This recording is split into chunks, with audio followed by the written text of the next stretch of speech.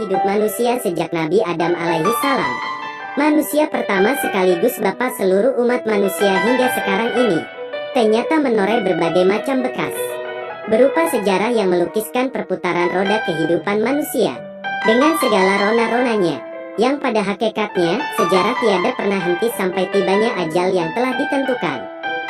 Semua kejadian itu, harus kita mengerti dan kita pelajari, melihat apa yang didapat oleh kaum yang beriman kepada Allah, dan menyadari akibat dari orang-orang yang mengingkari seruan ilahi. Itulah yang dititahkan di dalam Al-Quran kepada kita, umat akhir zaman, umat pilihan, umat Nabi yang paling mulia, Muhammad Shallallahu Alaihi Wasallam, bahwa Allah menjadikan perjalanan umat-umat terdahulu itu sebagai ibrah bagi kita. Sesungguhnya, pada kisah-kisah mereka itu terdapat pengajaran bagi orang-orang yang mempunyai akal.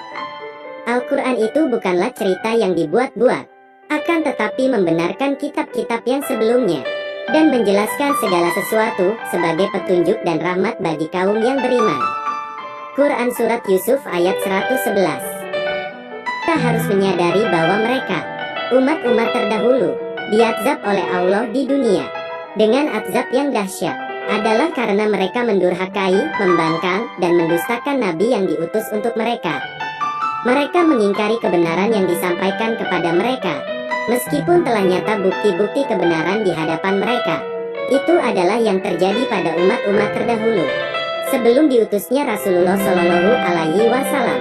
Adapun berkenaan dengan umat Rasulullah Shallallahu Alaihi Wasallam, ada banyak kemudahan dan keutamaan yang diberikan oleh Allah. Jika umat-umat terdahulu mendurhakai dan mendustakan nabinya, mereka segera diazab oleh Allah. Tetapi apabila umat Rasulullah Shallallahu Alaihi Wasallam yang durhaka, maka azab mereka ditangguhkan dahulu sampai suatu masa. Tetapi hal itu tidak menutup kemungkinan bahwa Allah akan menurunkan azab kepada umat ini, seperti yang pernah menimpa umat-umat terdahulu. Allah berfirman, dan Allah sekali-kali tidak akan mengazab mereka, sedang kamu, Muhammad, berada di antara mereka, dan Allah tidak akan mengazab mereka, sedang mereka meminta ampun. Quran Surat Al-Anfal ayat 33. Bagi umat Rasulullah Shallallahu Alaihi Wasallam sekarang, azab dari Allah bisa dicegah dengan cara bersolawat dan beristighfar kepada Allah. Dalam video ini saya akan menjelaskan, mulai proses bertaubat, terhindar dari api neraka hingga mengejar kedudukan tinggi di surga, melalui dua cara, yaitu istighfar dan solawat. Mana yang lebih sesuai buat keadaan Anda? Mana yang lebih istighfar? Dari Sayyidina Ali bin Abi Thalib radhiyallahu anhu, istighfar menggugurkan dosa-dosa seperti gugurnya dedaunan, sesuai firman Allah. Dan barang siapa yang mengerjakan kejahatan dan menganiaya dirinya, kemudian dia memohon ampun kepada Allah, niscaya dia mendapati Allah Maha Pengampun lagi Maha Penyayang. Quran Surat An-Nisa ayat 110. Pernah seseorang di hadapan Imam Ali radhiyallahu anhu mengucapkan astagfirullah.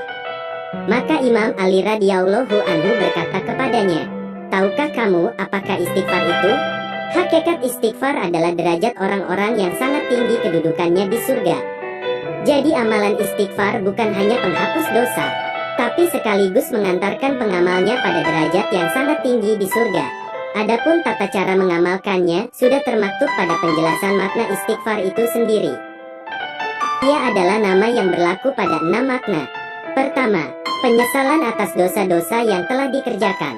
Kedua, bertekad untuk tidak kembali pada perbuatan dosa itu selamanya.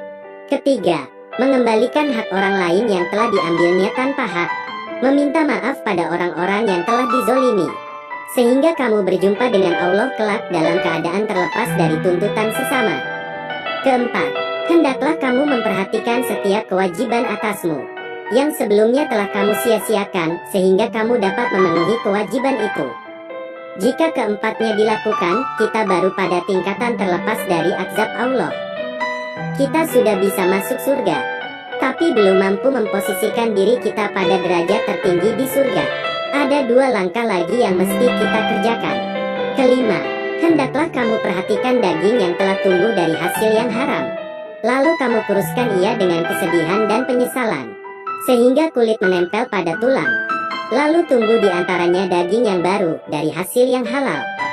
Pada hakikatnya, Kedahsyatan api neraka yang akan menimpa kita kelak ditentukan oleh keadaan dosa dalam daging kita. Keenam, hendaklah kamu rasakan badanmu dengan sakitnya ketaatan, sebagaimana kamu telah merasakannya dengan manisnya kemaksiatan. Maka ketika itulah kamu layak mengucapkan astagfirullah. Jalan taubat dan istighfar bagi sebagian besar orang adalah berat. Bisa kita bayangkan jika kita baru memperoleh hidayah di usia yang sudah tua. Sudah banyak sekali dosa dan kezoliman yang dilakukan. Banyak kewajiban yang tidak dikerjakan. Dan kita kesulitan untuk mengingat siapa-siapa yang telah kita zolimi. Kalaupun kita ingat, tapi kita kesulitan menemukan orangnya untuk dimintai maaf. Allah sangat memahami keterbatasan makhluknya dan memberikan cara yang lebih mudah, yaitu melalui solawat. Solawat di sini berarti luas. Bukan sekedar membaca solawat saja, melainkan mencintai Rasulullah Shallallahu Alaihi Wasallam. Sesuai firman Allah, katakanlah, jika kamu benar-benar mencintai Allah, maka ikutilah sunnah dan petunjukku, niscaya Allah mencintaimu dan mengampuni dosa-dosamu. Allah Maha Pengampun lagi Maha Penyayang. Quran Surat Ali Imran ayat 31. Imam Ibnu Katsir ketika menafsirkan ayat ini berkata, ayat yang mulia ini merupakan hakim, pemutus perkara, bagi setiap orang yang mengaku mencintai Allah. Akan tetapi dia tidak mengikuti jalan sunnah Rasulullah Shallallahu Alaihi Wasallam, maka dia adalah orang yang berdusta dalam pengakuan tersebut dalam masalah ini, sampai dia mau mengikuti syariat dan agama yang dibawa oleh Nabi Muhammad Shallallahu Alaihi Wasallam dalam semua ucapan, perbuatan, dan keadaannya. Sebuah hadis riwayat Sayyidina Anas bin Malik radhiyallahu anhu mengisahkan tentang keutamaan cinta Rasulullah Shallallahu Alaihi Wasallam. Suatu ketika, sahabat bertanya tentang kapankah kiamat akan tiba. Rasul membalas, apa sajakah persiapan yang telah engkau tempuh? Tak ada apapun yang ia persiapkan, kecuali kecintaan terhadap Allah dan Rasul-Nya. Kecintaan itu pun berbuah manis. Engkau akan bersama orang yang engkau cintai, sabda Rasul Shallallahu Alaihi Wasallam.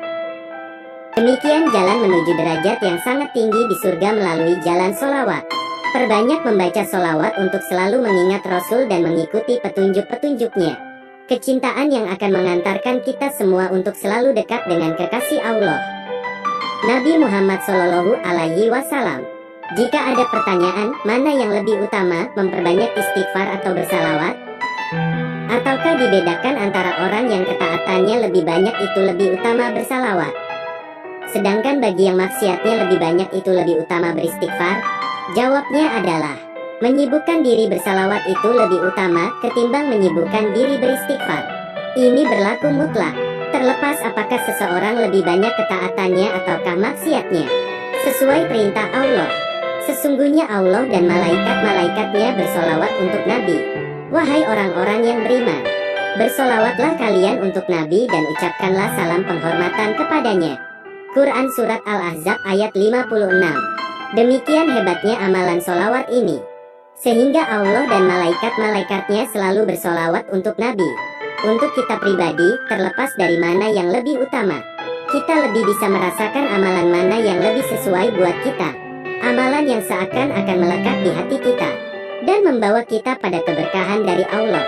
Di samping mengerjakan perintah untuk bersolawat, kita tetap harus beristighfar kepada Allah sebagai wujud pengakuan kita pada kebesaran Allah, sekaligus mengikuti contoh dari Rasulnya yang beristighfar sehari minimal 100 kali.